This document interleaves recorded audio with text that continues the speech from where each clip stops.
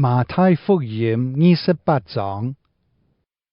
安息日過去，禮拜日天蒙光嘅時，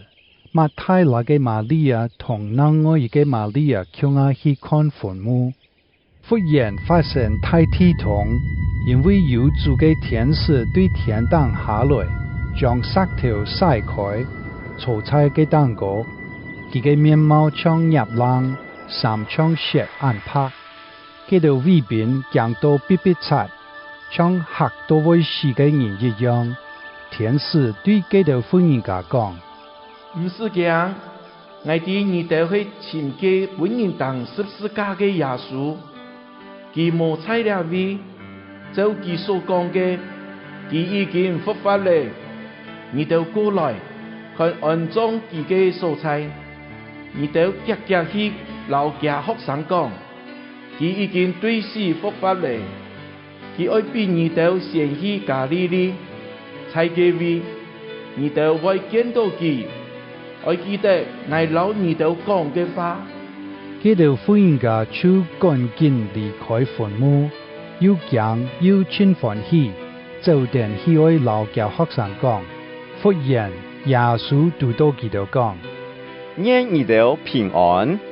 佢哋就進前。南定佢嘅腳拜佢，耶穌老佢哋講：唔是講，去老我嘅兄弟講，喊佢哋去加利利，在嗰位佢哋會見到我。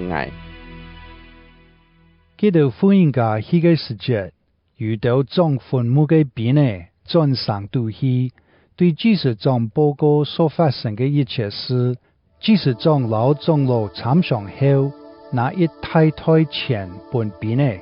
對佢哋講：你哋愛按樣講，佢家啲學生按不時來，在我哋衰退嘅時將佢嘅神師偷走，那係中毒談到兩件事，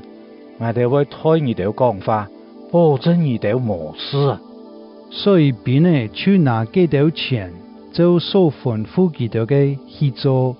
這謠言就流傳在猶太人嘅中間，出到今日。11個學生去加利利，到耶穌吩咐佢哋去嘅山頂，佢哋一見到耶穌就拜佢，仲係很有人義父。耶穌行過來對佢哋講：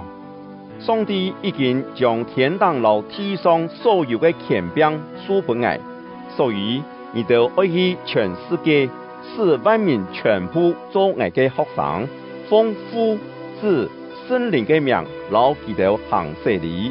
教佢哋遵守一切我所命令你哋嘅，愛記得我會常常老你哋同在，直到世界嘅末日。